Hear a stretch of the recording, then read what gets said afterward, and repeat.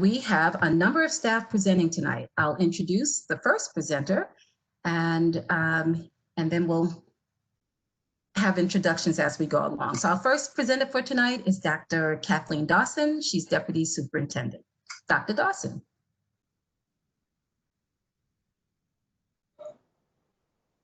Good evening. Thank you so much, Superintendent Dr. Felder, and welcome Orange County community. We're so happy to have you join us tonight, and we're very excited to share with you information about our Orange County Schools Virtual Academy. So if Mr. Jones, if you could please change to the next slide.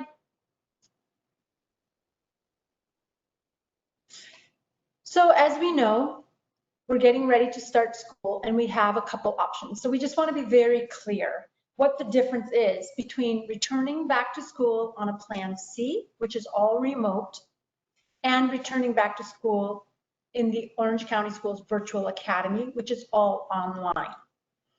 The ultimate objective, of course, is to have all of our students back in school in a model that is the best fit for them. In Plan C, you'll want to be thinking about ultimately, do I want my child returning back to school, physically attending at their school building?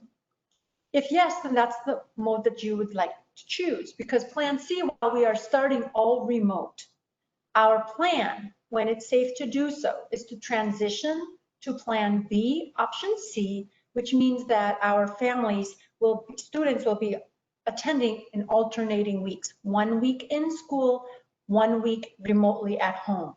And then as conditions improve, ultimately they will return back to attending the school at the physical building.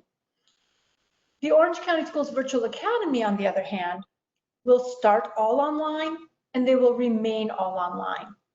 So they won't ever need to return back to school, the physical building, to finish their program. Mr. Jones, if you could please take the next slide.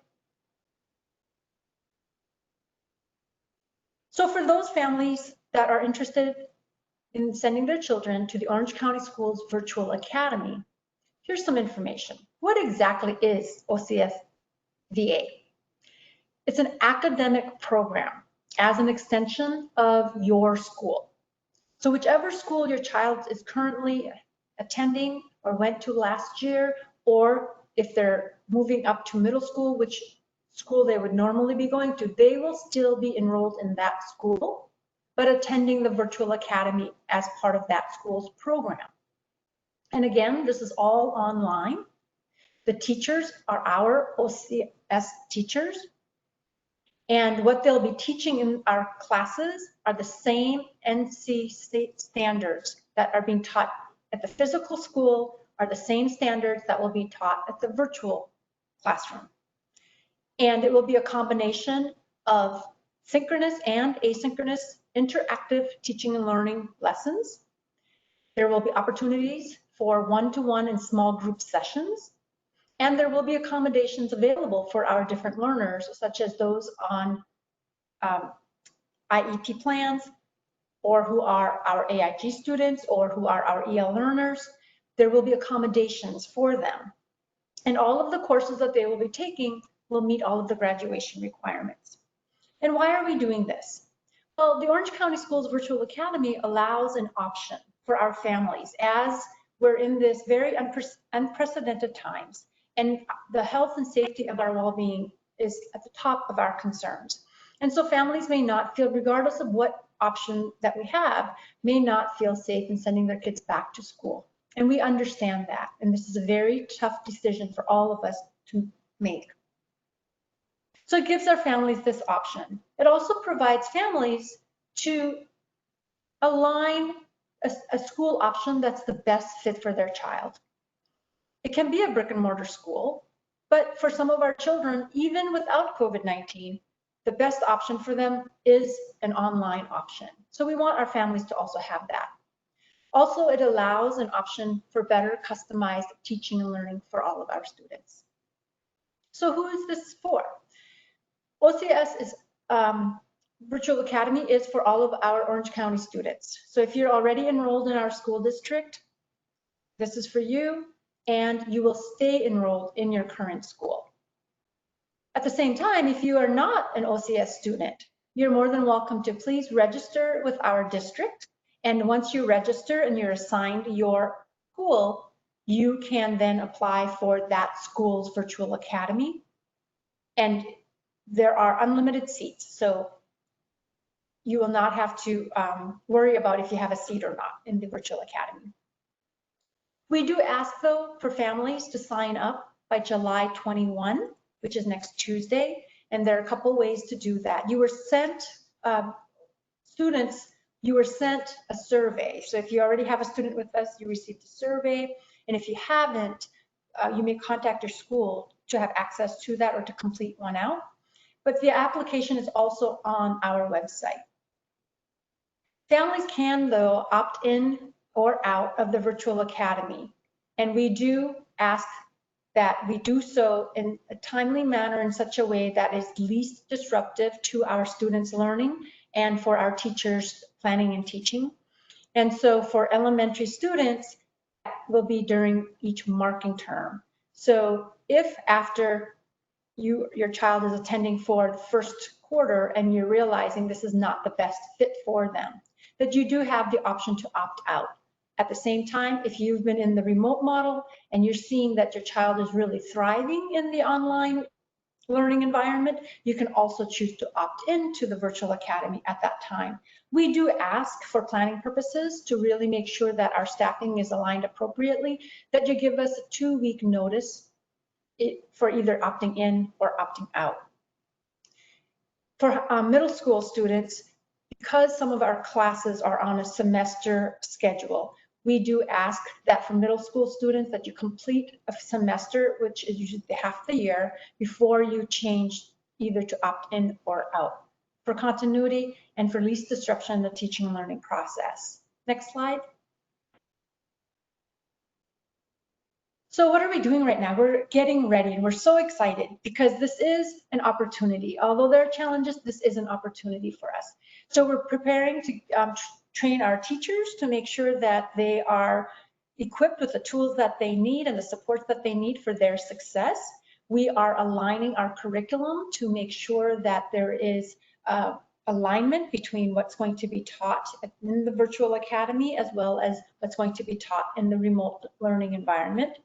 And of course, we're always mindful of our social and emotional well-being of our students and our staff.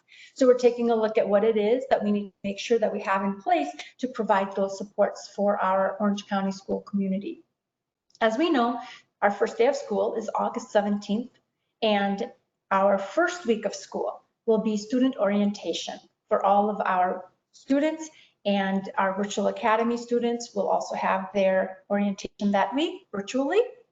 And because Virtual Academy is a program within your school, open houses will be in conjunction with your school's open house. So we're also preparing for that. And parents, we know that you, as well as our students and staff, have had to go through many changes as well, and a lot of learning curve as well. And we want to support you so that you feel in the best position to support your child. And so we are preparing tutorials for you as well, so that you know how to navigate the online platform, so that you will know how to help your child, how to reach out to the teacher if you need any assistance or just on regular communication. So once we have those dates set, we'll definitely be reaching out and letting you know when and how you can participate in these tutorial sessions. And we're really excited about that. Next slide, please.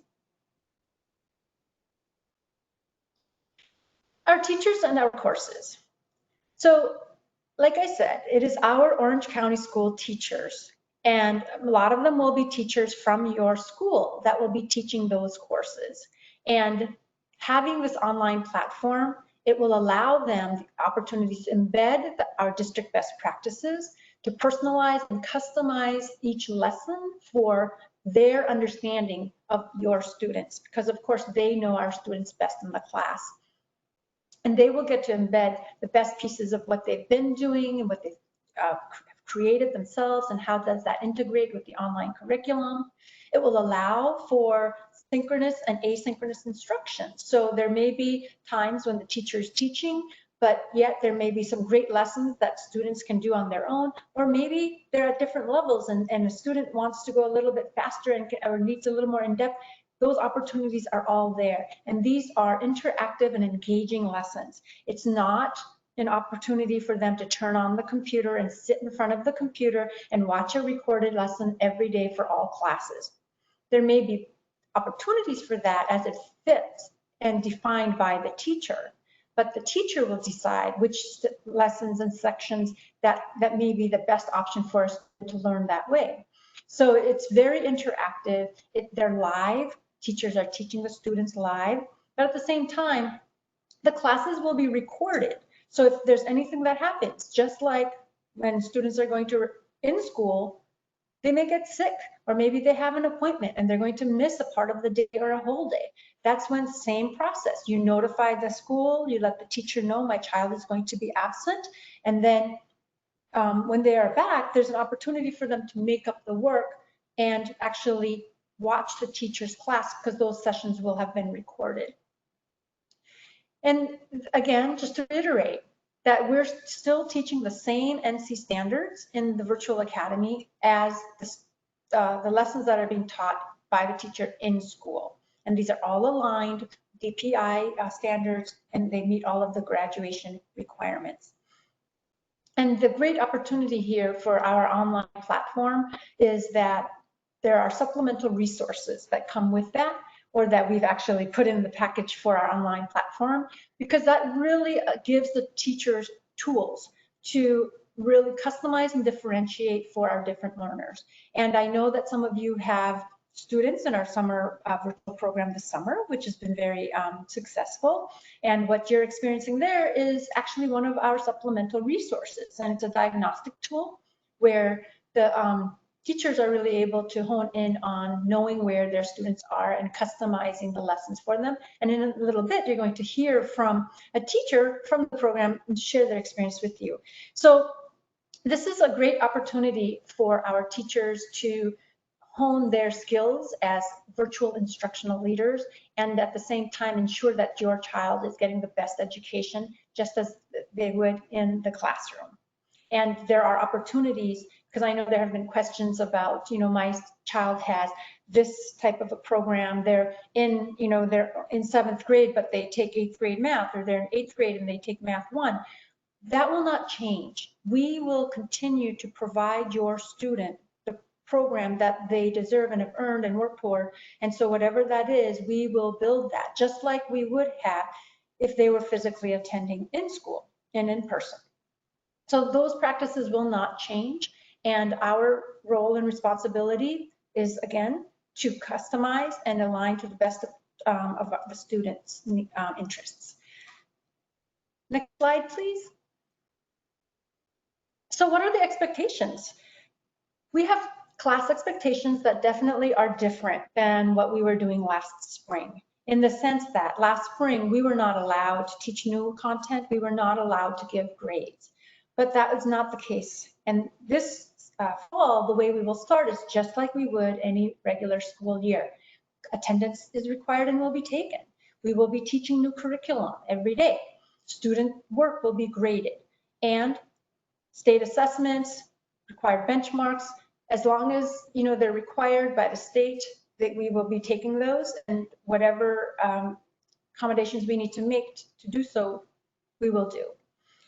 Students will participate in one-on-one sessions with their teachers and their counselor, just like if they were in the physical building. And students will participate in small group collaborations and projects. They'll have virtual field trips. There's no lack of opportunities in this virtual academy for the students. And once it is safe that we can resume normal activities in school, such as extracurricular activities or athletic programs, your student, because they are enrolled in their school, they can participate in that. Now, it may mean that you will have to provide the transportation to get them there, because unfortunately, we don't have the capacity to be running bus routes like that. But you do have access should you want to participate in the school. For devices and connectivity, as we know, we do have the one-to-one program from grades 3 through 12. And we will be expanding that and getting our kindergartners iPads, and first and second graders will also be getting devices this year. So we're really excited about that. And of course, if families need support with hotspots, we'll make supports available there as well.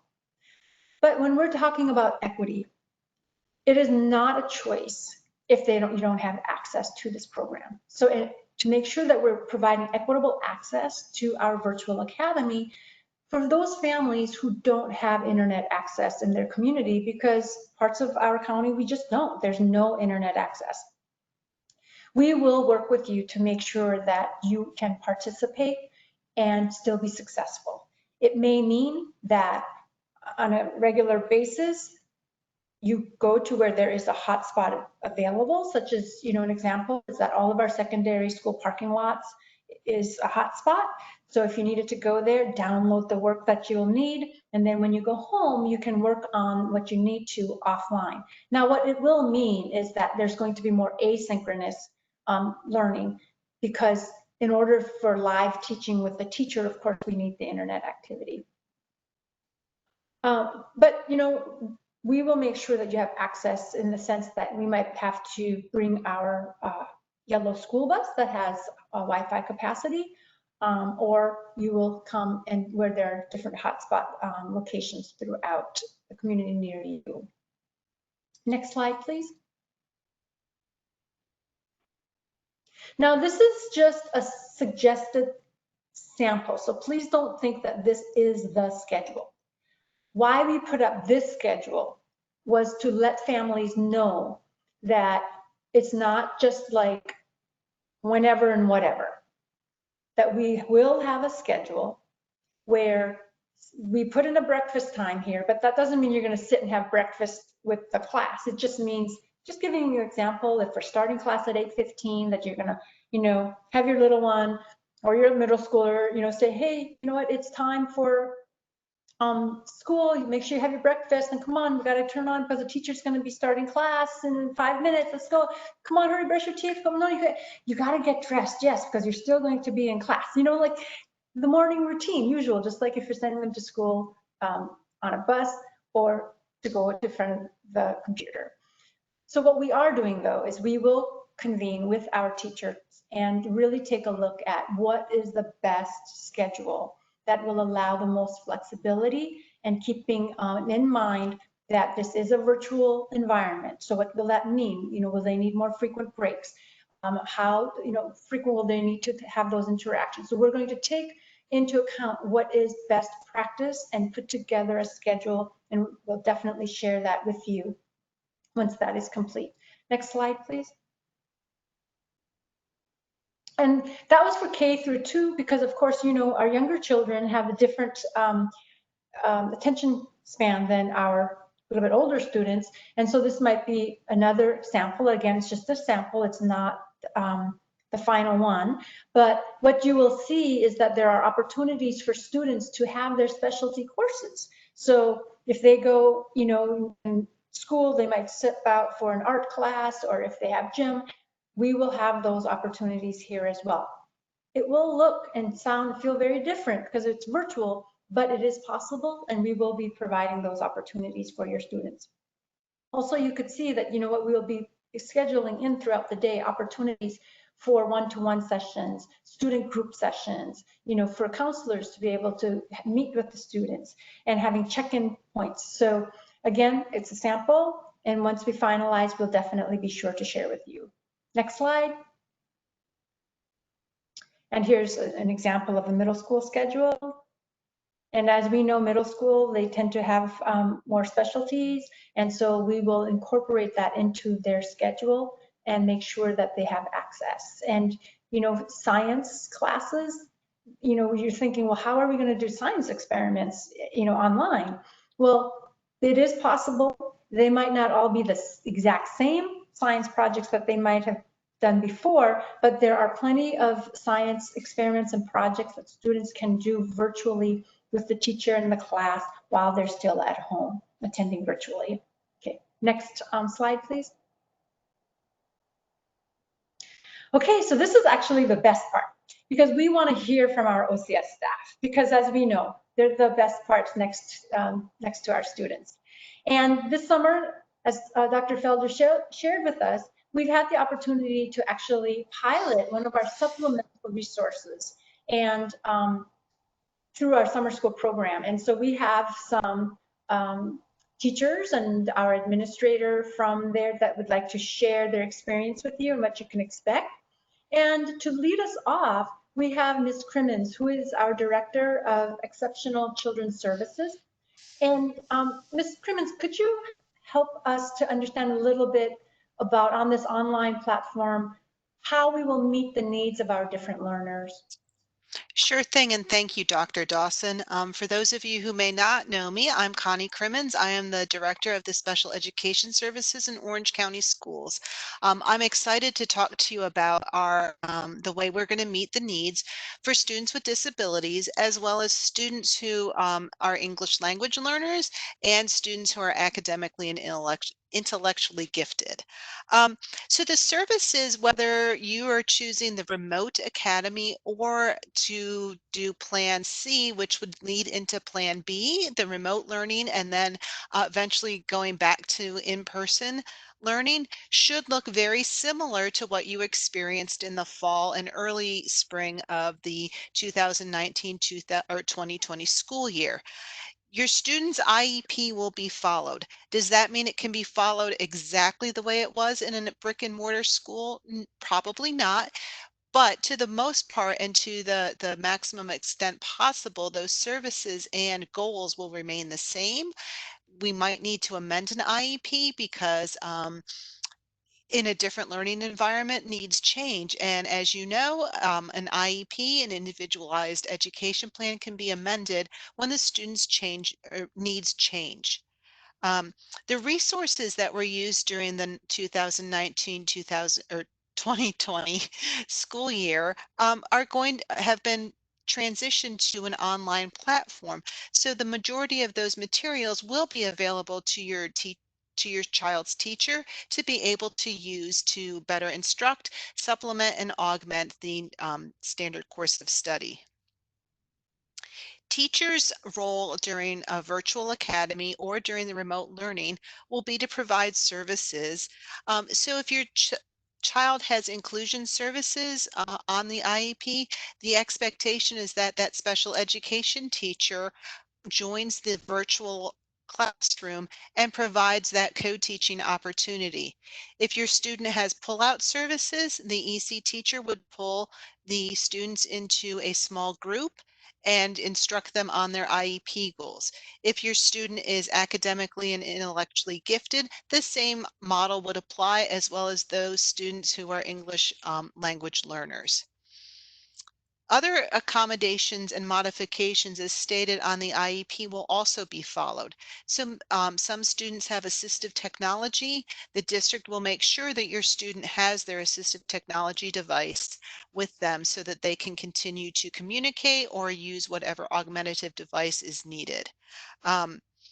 The department is putting together manipulative kits that will be delivered or you can pick them up so that the students have the materials that they need to be able to access the related services, their speech, their occupational therapy, if a student is visually impaired, so that they have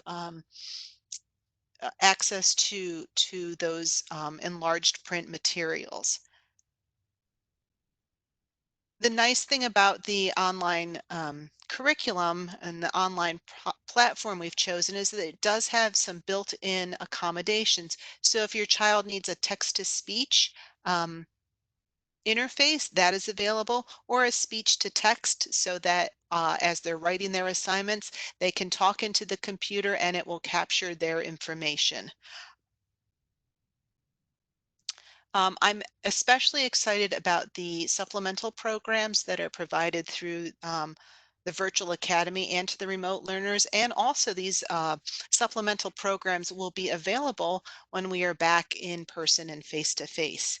The first program I want to talk about targets student growth. This is a diagnostic and prescriptive platform where students take a diagnostic assessment, and it places them along a continuum of skills in reading and math.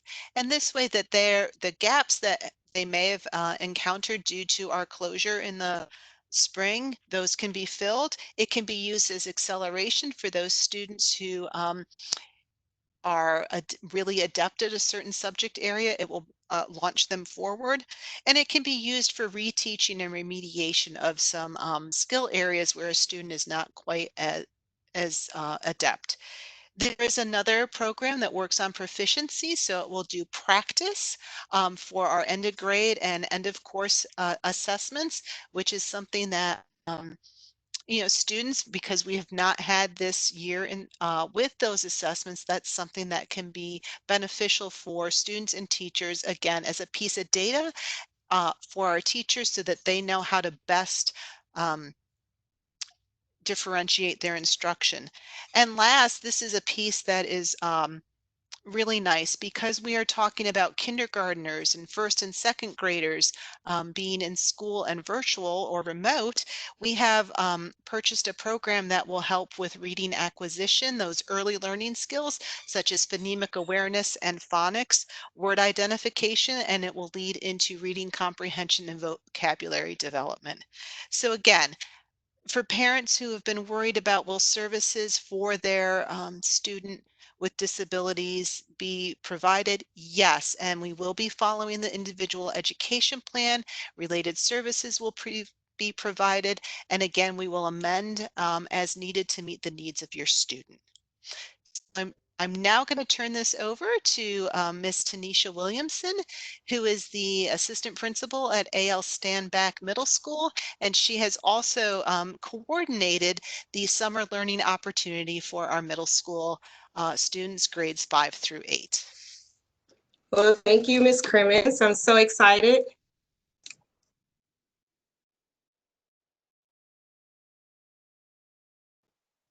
Ms. Williamson, you're muted. If you could please unmute.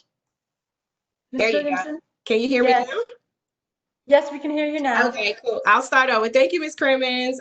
So excited to be here. My name is Tanisha Williamson. I am the assistant principal at Standback Middle School here in Orange County. And I just want to let you know that I've had the opportunity to work with our virtual academy this summer, and the teachers, I want to say, have done a fabulous job with connecting with our families and their children this summer. We know how important it is to build connections with families, and the teachers and I have worked really hard to support families by being very prompt with our connections and problem solving with our families. So we're really excited about the online virtual academy because of the parent portal portion that is going to be added to our virtual online academy this fall. The parent portal will allow families to be in touch with their students' diagnostic performances and their growth throughout the year. Families will also have access to student assignments. And the goal for this is to have open communication about student performance and, of course, build our connections and relationships with our communities. So as we've worked this summer, our teachers have worked really hard to gain access to families so that they can share their child's performance and how they've been doing throughout the year, and then letting them know how they can support their child as we move forth with the program. So again, we're really excited about the parent portal portion that is coming to our virtual academy this fall, so students, parents, and families can be more connected as we move forward. So I am now going to turn it over to Ms. Suzanne DeCanto, who is one of our teachers in our virtual academy. Thank you, Ms. Williamson. My name is Suzanne DeCanto. I teach 8th grade at Gravelly Hill Middle School, and I've had the opportunity to pilot this program this summer. And I think initially I was extremely concerned, and one of my main concerns was the ability to connect and build relationships with students, because that's why I became a teacher. I understand the importance of that and the importance of then being able to build confidence and a love of reading through those connections and those relationships. And I know that that is an extremely necessary part I thought I would just be sitting in front of a computer and kind of tracking their progress, and the students would feel alone or abandoned. But that actually hasn't been the case at all. I have been able to track their process. I've been able to identify gaps in their learning. I've been able to tell whether students are below at grade level or above grade level, and then schedule conferences or small groups so that I can meet students' individual needs. So I really have been able to connect with a lot of students at Gravely, at Standback, and at Stanford. And it really was, the connections I've been able to make have made me feel like I'm teaching again. And that was really important to me. So I've been really grateful for this opportunity. I'd like to turn it over to Ms. Mabry to talk about how she engages students virtually. Hi, my name is Christy Mabry, and I teach 7th grade science at AL Standback. And this summer, I had the opportunity to work with the Exact Path program, which puts students on individual paths based on their learning that they had previous and any gaps they may have. And I also enjoy building relationships with students, so I was worried how this would go with folks I had never met before, folks not from our school. But as it turns out, they were grateful to have the opportunity to learn. They go above and beyond to do extra work. I can assign additional practices. When they struggle, they are quick to send emails, so I can hop on a Zoom call with them or a Google Meet, and we can have a one-on-one meeting. We've had up to 10 in a meeting. We've had 50 in a meeting. They ask questions, they interact. They act just like it's regular, day school. So I have also been able to implement some social emotional lessons. This week we did perseverance. I saw from the data that we had some folks struggling, and they would send emails that they weren't getting the concept. And so we did a lesson on perseverance, and how even when things get hard, we don't stop and we keep moving forward. And so I am able to send them encouraging emails every night and connect with their parents. And so I think they've appreciated the summer opportunity to learn. Thank you. Great. Thank you, Ms. Crimmins, Ms. Williamson, Ms. DeCanto, and Ms. Mabry for sharing with us your experience. It's actually the Jumpstart Summer program that we had this summer. And we have over 300 students that have taken advantage of this opportunity. So it's been great. Ms. Crimmins, could you talk to us a little bit more about, for our EL students and maybe for some of our specialty programs, about the Spanish, Spanish capability on our online platform? Oh, yes, I'm sorry, I forgot to mention that. But one of the accommodations that is built into the program is there is a translator, and so if a student clicks on one of the tools, it will automatically translate the content into Spanish. So that is another just built-in support for students who have different learning needs. Excellent. Thank you so much. Because I think that's really important that our families understand that we do have surplus of supplemental supports available and resources for the teachers to really customize their teaching and learning experience for the students. So thank you so much for that, Ms. Crimmins. And also, there are honors level courses. So students are able to take honors level courses if that's, the right fit for them. And we will always be monitoring. So I think Ms. Williamson shared a really important piece of information about our online platform, and it's the parent portal. You will be able to go on at any given time and see, how your child is doing, if they're keeping up with their work. And that's also an opportunity for you to communicate with your teacher. Another benefit for the teachers with the online platform as well is that there are elements and assignments that they can grade, right, to progress monitor their students' work, but also the online platform, there are assignments and such that the platform itself will grade. So there's always some type of feedback that students and families will be receiving as to how your child is doing in the class. We can probably go to the next slide.